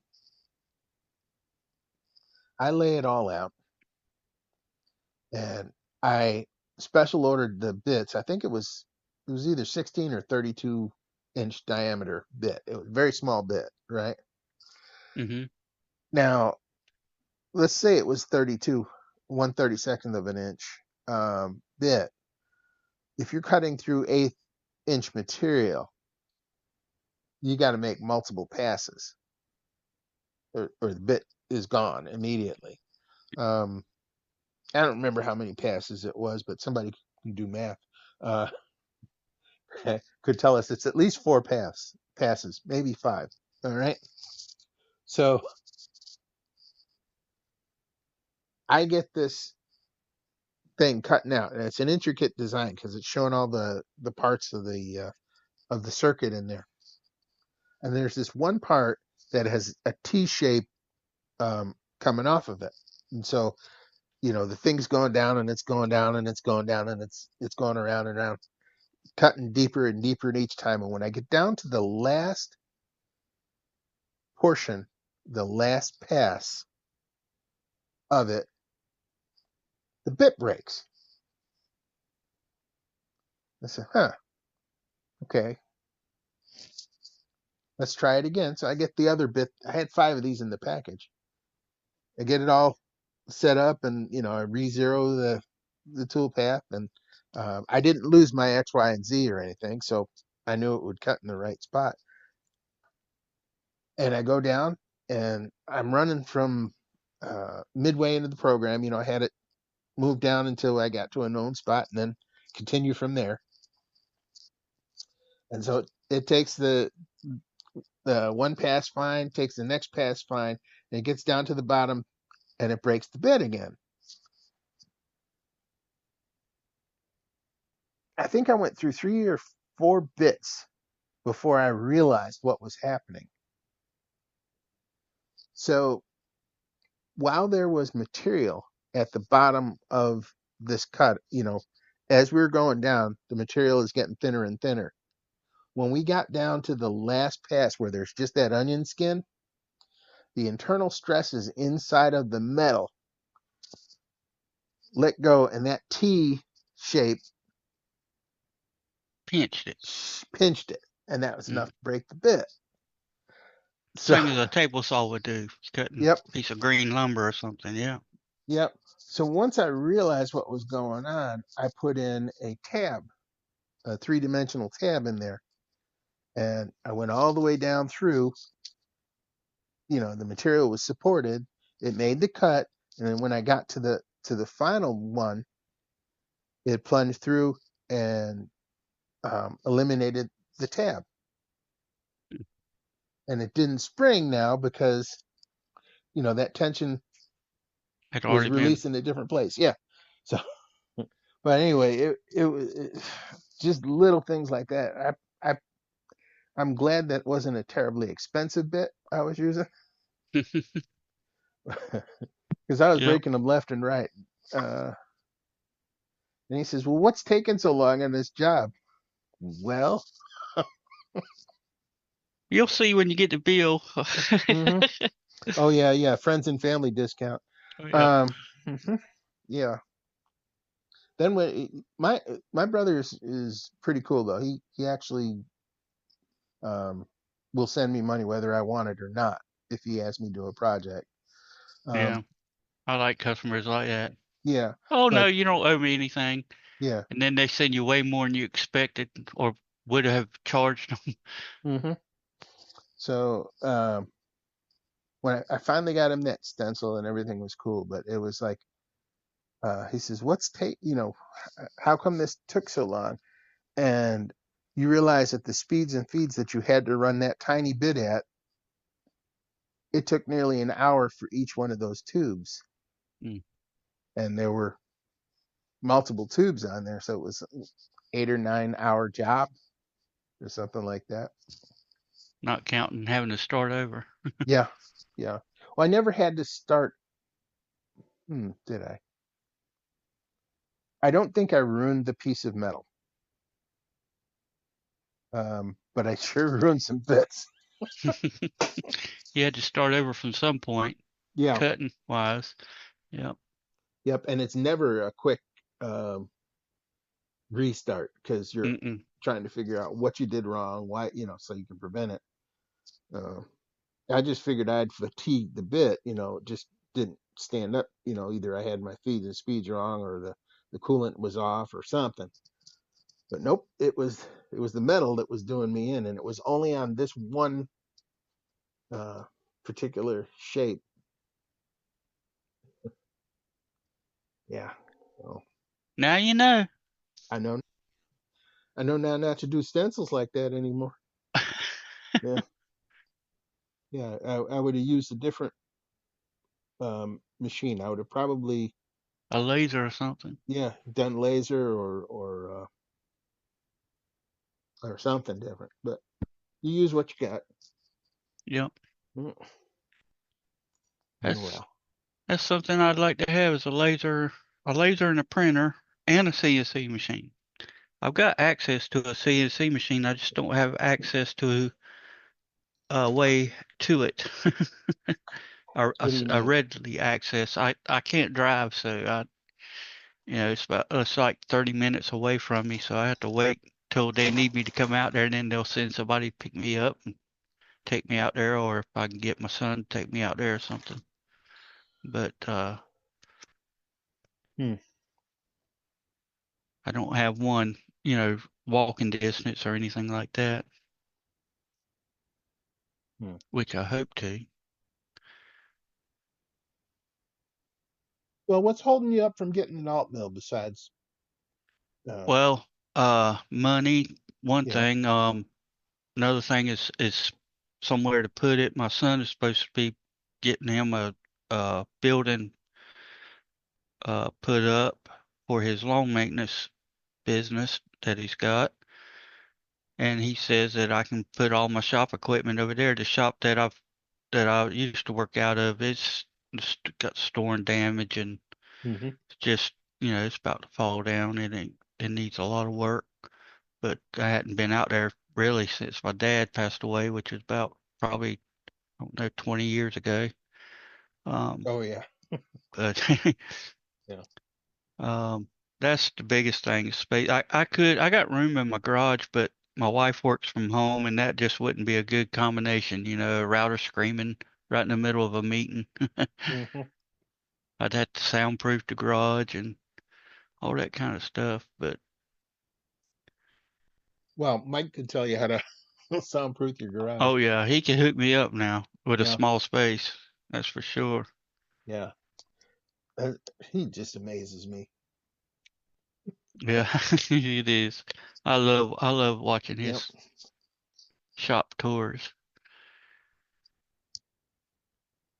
Well, I wanted to send him pictures of these new 3D printers and stuff that's coming out, but then I thought about it. I'm like, he has no room to put it in. He's at capacity. He'll find somewhere to put it. Hang it from the ceiling or Yeah. You wouldn't somewhere. believe the ceiling fan he's got. That thing's got to be like 6 or 7 foot diameter. It's guy I used to work with, their church bought a ceiling fan. They had to cover up the logo on it though that was on the blades or something because it said big ass ceiling fan. That's what the name of it Yeah, was. I think that's the brand.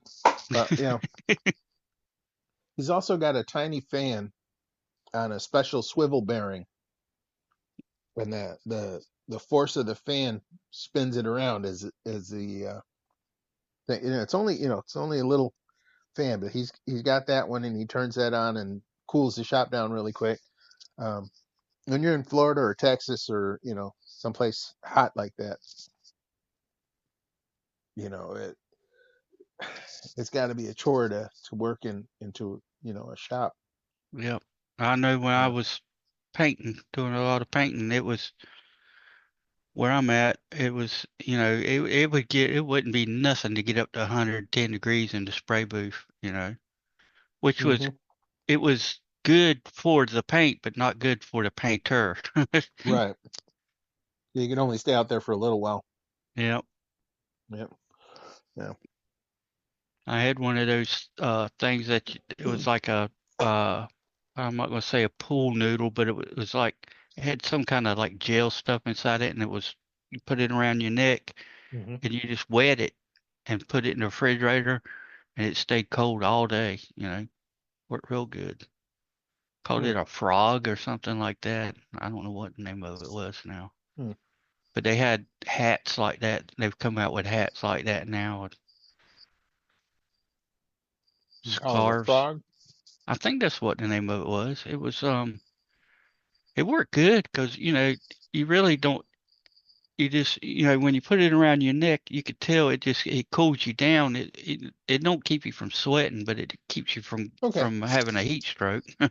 Yeah, it's frog with two G's. Yeah, I think so. Yep. Okay. Yeah, they sell them on Amazon too. Yeah. I've never been in a place that gets that hot, so I got to worry about that. But you know, neat to know that they do have it. I always thought it would be cool if you get one of those NASCAR race suits with the cooling that would had coolant running through it. Mm-hmm. That would be cool. I know they got the helmets and they got a suit that you can get, a spray suit with a helmet. It's almost like a space suit. It's got air coming in it. Mm-hmm. Yeah, I don't imagine those cars, NASCARs, have air conditioning. No, no. They, they got air coming in, but it's not air conditioned. Yep. Yeah, Mostly I can't rubber. see them wanting to carry around the added weight. But anyway, yeah, frog with two G's. Now that's something I hadn't seen before. Pretty cool. Um, hmm, interesting. Well, um, I've run out of CNC related things for the day, but it's it's it's interesting to try and do a 2 hour thing uh, with just a couple guys. That's Yeah, yeah. yeah, Run out of stuff to talk about, and then you got to talk about whatever pops up. yeah. But I don't mind, but yeah, yeah. probably not what anybody who's tuning in wants to hear about. And Tally says, talk about interesting stuff tonight, so that when I watch it in the crane tomorrow, I'll be happy and not bored. Sorry, Tally.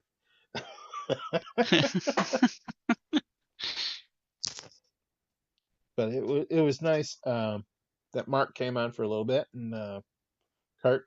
Um, Has he been on before? I don't recognize. I don't think I recognize him.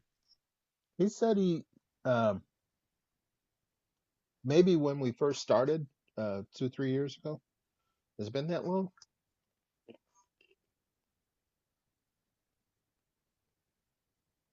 I think it's been 3 years, hasn't it? Hmm. It's well since I joined. I can't remember how long I've been joined. I was referred to by a friend of mine. Mm-hmm. Um, and he passed away 2 years ago. So um, it's probably been about that long. Mm-hmm. I know it's been more than two, so that's pretty cool. Actually, when you think about it, I think this is maybe the third year we're coming up on, or something like that. I have to go back and look. So it's a very important. I like the group. Everybody's friendly. Nobody gets on nobody's case, and Yep. nobody's ugly to each other. And Yeah, I just, we don't seem to attract jerks, so yeah, that's good. Very happy with that. yeah. I don't. I don't even. I'll just back out of it. Back out of the group entirely if I start seeing a lot of stuff like that. It's just Mm-hmm. uncalled for. Yep. People come on to learn, and there's really no such thing as a stupid question. It may be stupid to some people, but it's not to them. They wouldn't ask it Yep. if they knew. Every one of us had one day in the past in our life when we heard the word CNC for the first time. For some of us, it was 20 years ago. For others, it was last week. So Hmm. you gotta bear that in mind, and you gotta treat everybody's question like it's Yep. it is as important as it is to that person at the moment, because they don't know, and they took a risk by asking somebody. The Yeah. best you can do is try and give them a good answer if you got it. The first time I ever heard of a CNC was I was looking at a rock Rocklear uh magazine or Mm-hmm. catalog, and they had the shop bot on there, Mm-hmm. and I was like, "What the heck is that thing?" Then I started seeing it in other woodworking uh magazines and stuff, and then they started coming out with different CNCs and Yeah. featuring them and everything. I think the first CNC I ever heard about was the Shopbot as well. Um, but it was way out of my price range at that time. I think it was a $3,000 or $4,000 product at the time. Yeah, this was yeah, it's about what this one was. It was at least a couple of thousand, but this was like 30 Uh, years ago, you know. that's what I'm talking about. Yeah. And um, I remember thinking, oh, my wife would never go for that. You know, if I were to suddenly say, yeah, I want to buy that. Truth of the matter is, if I had asked her, she'd have probably just said yes. But I didn't know that at the time. Anyway, so I figured, well, I got to figure out a way how to build this myself or something, you know, get it cheaper, find a used one, something, you know, all this is running around in my mind. And, as I began searching and trying to find information, there came a couple of guys who had plans for a machine. And the first one I built was from a guy who was using roller skate bearings, uh, black pipe from the gas lines, and hmm MDF and pieces of plastic cutting board to make his thing. And that was the first kind that I built, and it worked kind of sorta. Actually, it worked better than kind of sorta, but it took me a long time to build it. And then immediately after I got it done, I realized it was too slow and started looking around. And lo and behold, somebody else had plans, and I was like, oh, okay. Switched to those, built that, and that was exactly what I needed at the time. And then now that I had built two machines, I had enough confidence to go and say, well, you know, I don't like this about the one I just built, so I can just change it. And that's when the experiment started and everything got fun. And hmm immediately after I learned how to do something, I'd tell somebody about it or I'd write about it or whatever so that the knowledge would get passed on because it was too hard to find that knowledge before. And that's what I hope everybody does, you know, share their knowledge because the journey by yourself is lonely, Yeah. but a journey with other people can be the most exciting part of your life. And that's what I hope we have, the most exciting parts of our life. So that's Yeah. not It a was bad that place way to when end I this. first started using when I first got in the cabinet business, I was using Excel Yep, and making my own cut list in Excel. yep. And then I found out about CAD programs and I got to looking, you know, and I found one. It was called Cuisine software. I don't know if it's still out or whatever. Um, but it was kind of like uh Kitchen Designer KCD Hmm. software. Um, and I learned how to use that, and then I found out about e-cabinets, and I turned on to see my boss man. Well, I was in business for myself for about 10 years, and then 9/11 came along, and all my government contracts that I was working on, they put a stop to them, cut spending or whatever, and I went to Hmm. work for a cabinet shop, and they were using um, KCD, and I told him about e-cabinets and about their router, the Thermwood router, and we went to a Hmm. show, and I said, there it is right there. I showed it to him, and he bought that joker, and I ain't looked back since. I was like, Hmm. that was my very first experience with a CNC router. Was Yep. they brought it in? I didn't go take the classes. Him and another guy that the shop foreman that was going to be the operator, they went to Indiana and took the e-cabinets class and the CNC router class. Hmm. I didn't take it. I picked their brain, and plus the forum, getting on asking questions on the forum, Hmm. and I learned how to do all that. And then they started asking me questions, you know, Yep. and I had never Comes full even circle. operated a machine, you know, Yeah. and so I started, you know, they were coming to me asking me questions, pulling me away from I was painting, and they pulling me away, you know, can you get it to do this? Can you get it to do that? What, you know, this, that, and other. And I would just go home of an evening or on the weekends and just reflect back on everything, every question that they asked all through the week, every problem they came up on, and I just started doing videos. That's how I came up with my channel, eCabinets Tips and Tricks, Hmm. because they would ask me, and I'd say, well, just go on to my channel and look at this video. Yeah, but y- that's how I got started, and I learned just as much from doing videos, if not more, than actually physically there. Mm-hmm. Because somebody asks you a question, you say, well, I can do a video on that. Then when you actually get into it, you got to figure out how to do it. So Yeah. you learn that way. Plus you got to go back and look at old videos, which I do all the time. Mm-hmm. Um, Especially since I had a stroke, that was a lifesaver right there. All those old videos that I had done in the past Mm-hmm. helped me get back on track real quick. And I'm sure it helped a lot of other people too. I hope so. Yeah. Yep. I tell people, if you need one-on-one training, or if you got a company and you need some group training, I'll be more than glad to help you out, no charge. I get some takers and sometimes I don't, but Mm-hmm. What can I ask for? I'll tell you. It was very generous. Very generous. yeah, you got to look at it, okay, well, if if I had it to do all over again and I came across a channel like mine, I would have been like, I'd been tickled to death, you know what I'm saying? Yep. Because you don't find people like that that's willing to share their knowledge and experience freely, Mm-hmm. Um, And it's e-cabinets,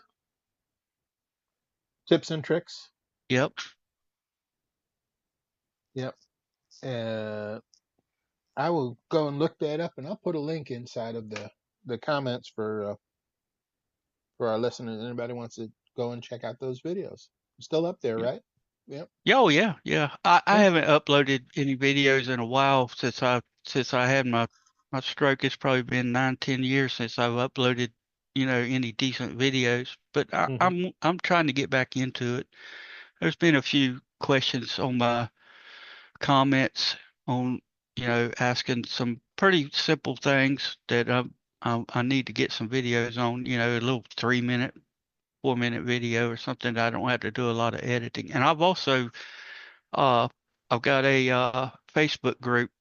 It's called eCabinets Tips and Tricks. Mm-hmm. I was thinking about doing a live stream. Why not? Yeah, and I asked on the group, and it was got a pretty good response. It's just a matter of getting up the courage to try it for the first time. Yeah, because everything I've heard, it don't go well the first time. You Nobody know, ever sees the first one. yeah, You take your phone, turn it around, hold it this way, not this way. Go to the video app, you push the play button, and you just start talking. Do yep, do your first one, and then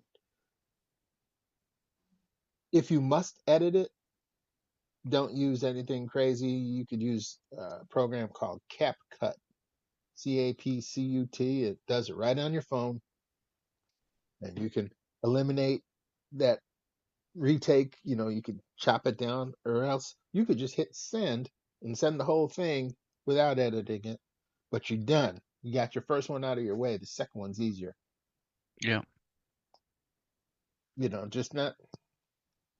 That's all you do. Everybody's got one of these. You know, everybody can just turn it around and hold it and start speaking. How many videos have you watched? Which, hey, I was just thinking about this shortcut in eCabs. If you're trying to do so and so, blah blah blah, yada yada. Here's the button you push, and you do that. I'm done. It's yep, Scott. Here, yep, check out my channel for more. You're done. yep, yep. The shorts are they YouTube is pushing shorts really hard, and Facebook too, Yep. YouTube, because I'll sit Facebook, there and scroll Instagram. scroll through shorts and all the time. Hmm. Um, just a few minutes, couple minutes. is all it takes to get somebody interested in what you're talking about. And then they go to your landing page or your Facebook group or whatever and join, and next thing you know, you got, I think I'm up to 1,095 subscribers now on my YouTube channel, Sure. Yep. which ain't bad, but it's taken 10 years to do it, or taken longer than 10 years, like 11 or 12 years, I would imagine. But you said you haven't put out a video in 9 years. Yeah, So that's one thing. I'm not yeah, consistent. Yeah, need to be much more consistent. you need to just start again. Yeah, start all over from scratch. No, not from scratch, because Well, you have yeah, experience. You've got yeah, videos in the channel. Just start putting new ones in. yeah. I got to get motivated. That's my biggest problem, or one of the things that has since I had my stroke is getting motivated. It's hard for me to. I'm not going to say I'm not going to say I have depression or anything like that, Hmm. but kind of borderline, I guess, because I'll get up in the morning and I'll be all gung ho. I'm going to do this. I'm going to do that, and this, that, and other. And next thing I know, I'm laying down taking a nap and I'll wake up at 7 o'clock at night. Yep. Yep. But that's what you needed. Yeah, Well, don't kick yourself. You can only do what you can do. But yeah. I'm not uh, making any excuses for myself. That's for sure. I'm going to probably after this conversation, I'm probably going to put up another one here soon. And like you said, it's you don't have to do a whole lot of editing. I do mine through OBS. mhm. Um, I and don't edit this at all anymore. yeah, When we started, I edited it. it's just Nope. too time consuming. Yep. I load it up because it's going to take me 3 times as long to edit it as it took me to record it. And that suddenly becomes a 6-hour task. Yeah, Nope. Not doing it. If they want it, here it is raw. yeah. And when I first started doing YouTube videos, all the videos that I watched on doing uh whatever you call it, videos, whatever Sure. they call it. Content Uh creation. Yep. yeah, they're like trim it down to as short as you can possibly get it. Keep it 5 minutes or under. And some of the stuff that I go through is not you can't explain it so that somebody can understand it in 5 minutes, especially if nobody's ever done it before. It takes longer. And some of my videos are fairly long, and I'm sure a lot of them are very boring. But Well, I'm not a TV personality by no means. now you and I need to have a conversation sometime, but I can give you a framework or a roadmap that you could follow to do it. Um, and again, it's not something I would charge for or anything like that. It's just um, if you want to do it, I can tell you a way that worked for me and is working for others. That's not much work, so or else I wouldn't do it. Yeah, But that sounds good. yep, We can get but together sometime. yeah, it'd be fun. And hey, you've already done the hard part. You got over 1,000 people subscribed already, Yeah. and you I know, kind of, I was another thing that really uh got me down about doing videos, and it shouldn't have, was whenever they did away with the um what's it monetization. If you didn't have 4,000 hours watched in 365 days or 1,000 subscribers, they demonetized you. yeah, And I mean, it wasn't like I was making any money to start with, but I would probably have made a couple $100 by now. sure, But yeah. it's Also, it was depressing. if you didn't post frequently enough, Oh yeah, yeah, um, you know, You never And got rich off of it. yeah, Well, other at people one have gotten rich off of YouTube, but you know. at one point I was so motivated I was trying to do a video a week every week. You know, I might record two or three in a week, but release one every week. Hmm. And I did that for the longest time, and then I had my stroke, and I just I don't know, I just lost. Well, first of all, I was just I couldn't physically do it, couldn't mentally do it, not Hmm. you know confidently, just my cognitive Yeah. and not being able to see good, couldn't find anything, couldn't find any my icons and my tools, and just doing a lot of fumbling around. Hmm. Um, which I've gotten a lot better at. I still do have a hard time navigating sometimes, but it's gotten a lot better. Yeah. You can do what you got to do. Um, no, I admire you that you did it at all. So it's not easy. It's not uh, easy. And a lot of people. it's not like riding a bicycle. I can tell you that right now. I Hmm. mean, now as far as actually the knowledge of knowing how to build something, that was pretty much something that was embedded in my brain from a child. I was around Hmm. it my entire life. That was, you know, second nature. Made it a lot easier to learn, and a lot of that stuff I didn't lose. It was mostly like the real technical stuff that you had to really think about.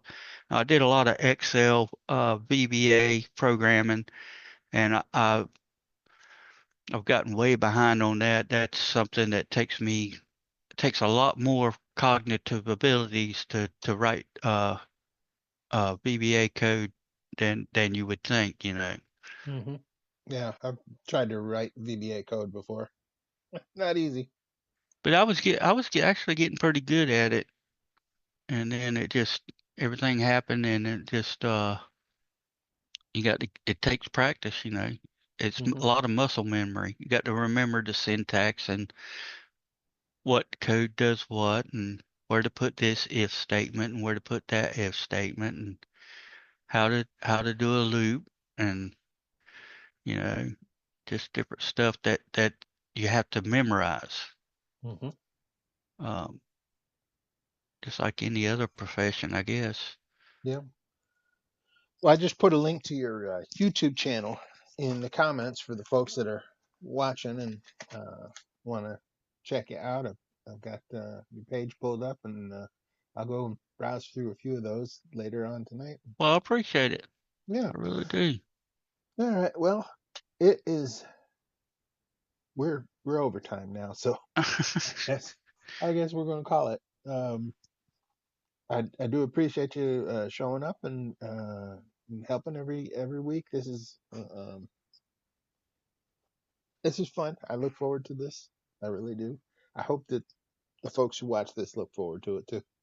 Yeah, Um, yeah, it's you throw it out there, you're gonna help somebody. yep. That's the whole deal. Yeah.